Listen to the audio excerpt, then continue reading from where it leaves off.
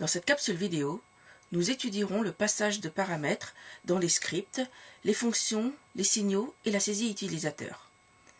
Voici un exemple de script shell.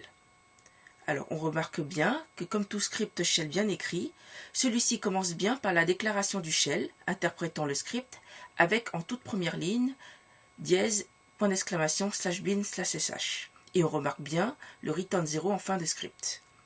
Dans ce script que j'ai appelé comp.sh, on affiche qu'on va compiler le programme toto.c. On peut suivre à côté le lancement pas à pas de ce script. On le compile avec GCC et suivant la valeur de retour, si la compilation s'est faite sans erreur, on affiche que la compilation s'est bien passée et le script lance l'exécutable résultant avec /toto. On le voit ici qui s'exécute. Ensuite, on termine le programme. Imaginons à présent que le programme toto.c est mal écrit. Si je relance le script comp.sh, cela m'affiche bien je compile le programme toto.c, cela lance la compilation, mais là, il y a des erreurs à la compilation qui s'affichent. Et comme il y a erreur, on passe dans ce bloc else qui affiche erreur de compilation, corriger le programme. Puis cela passe à cette instruction qui lance l'éditeur de texte j'édit sur mon programme toto.c pour que je le modifie. Chouette script, hein, n'est-ce pas? Malheureusement, il ne sert que pour la compilation du fichier toto.c. Si je veux utiliser ce script sur un autre programme, disons titi.c, il faudra que je modifie tout mon script en remplaçant toto par titi. Ce n'est pas très pratique. Je veux rendre mon programme paramétrable. Je veux pouvoir donner le nom de mon programme en paramètres de mon script. En shell, les paramètres sont des variables, donc précédés du symbole $, quand on les utilise. Et tout simplement, le premier paramètre passé au script sera appelé $1, le deuxième $2, le troisième $3, etc. Là, j'aimerais que mon script prenne un seul paramètre et que c'est ce paramètre qui contienne le nom de mon fichier. Je remplace donc tous les totaux par $1. Et voilà. Maintenant, si je veux lancer mon script avec toto, je taperai en ligne de commande mon script et le paramètre toto. Et ça marche. Si je veux lancer mon script avec titi, je n'ai plus qu'à mettre titi en paramètre, pas besoin de modifier mon programme. Pour les paramètres $1, $2, $3, etc., désigne respectivement le premier, deuxième, troisième, etc. paramètres passés au script shell. $0 correspond au nom du script lui-même. Si vous voulez obtenir le nombre de paramètres passés au script shell, il suffit de consulter la variable $. La variable $@ contiendra la liste des paramètres passés et la variable $étoile une chaîne contenant les paramètres passés. Voici un script exemple. J'affiche les valeurs de $0, $3, $étoile et $. Et je lui passe comme paramètres 1, la chaîne 2, la chaîne regroupant 3, 4 et la chaîne 5. $0 vaut mon script, le troisième paramètre est la chaîne 3, 4, le nombre de paramètres est 4, on ne compte pas $0, et $étoile et $@ affichent tous les paramètres passés au script. Alors la différence entre $étoile et $@ est assez subtile. Tel qu'on l'a utilisé en simple affichage, ils ne se distinguent pas. Je vais modifier mon script pour les distinguer.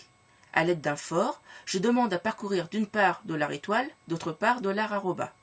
Dans le premier cas, vu que $étoile est une unique chaîne, le for ne sera fait qu'une fois et m'affichera la chaîne composée des paramètres passés à mon script. Dans le cas de arroba, puisqu'il s'agit d'une liste, le for parcourra chacun des éléments de la liste et affichera chacun des paramètres sur une ligne différente.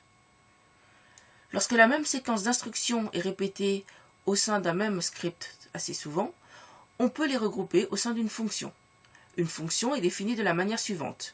Nom fonction, ouvert parenthèse, fermé parenthèse, ouvrir l'accolade, la liste des commandes et fermer l'accolade. Notez que les parenthèses seront toujours vides, même si la fonction utilise des paramètres. Paramètres qui seront transcrits avec des $1, $2, $3, etc., $, etc.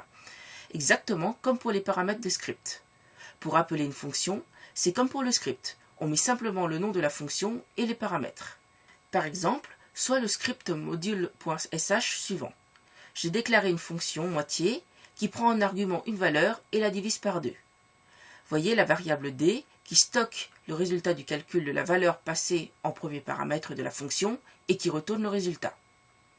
Dans mon script, j'affecte le premier paramètre passé au script à la variable cc, le second à la variable exam. Je calcule la somme. Puis je passe cette somme à la fonction moitié définie précédemment. Pour avoir la valeur de retour de la fonction, on utilise la variable $, qui donne la valeur de retour de la dernière commande ou fonction exécutée. Et je l'affiche. Alors quelques derniers petits trucs sur le shell. On s'est beaucoup servi de la commande interne echo pour afficher des chaînes et la valeur des diverses variables, un peu comme pour les printf du C. On peut occasionnellement, dans des scripts, demander à l'utilisateur de saisir des valeurs. Pour cela, la commande interne read permet d'affecter à la variable la valeur que saisira l'utilisateur, un peu comme le scanf en C. Par exemple, j'affiche à l'écran quel répertoire souhaitez-vous lister, donc j'utilise un echo pour cela. On attend ensuite que l'utilisateur saisisse un nom de répertoire avec read, et ce nom, on le stockera dans la variable rep, pour ensuite le lister avec un ls. Notons qu'on minimisera les interactions de ce type dans les scripts, et l'on préférera plutôt un passage par paramètre. Alors pourquoi? Parce que l'idée du script, justement, c'est de ne pas être interactif, pour pouvoir traiter de gros ensembles d'instructions par lot sans attendre la saisie utilisateur, ceci dans un but d'automatisation. Enfin, dans les scripts, on peut vouloir intercepter les signaux qu'un utilisateur enverrait pendant le déroulement d'un script, avec la commande trap. Par exemple, pendant le déroulement d'un script, si l'utilisateur tape CTRL-C, par défaut, les scripts se terminent.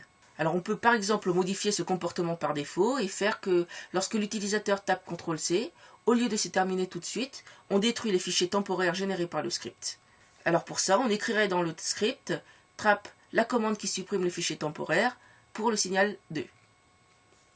Voilà, avec les variables, les valeurs de retour, les structures de contrôle, les paramètres et les fonctions, on a tout ce qu'il faut pour écrire des scripts.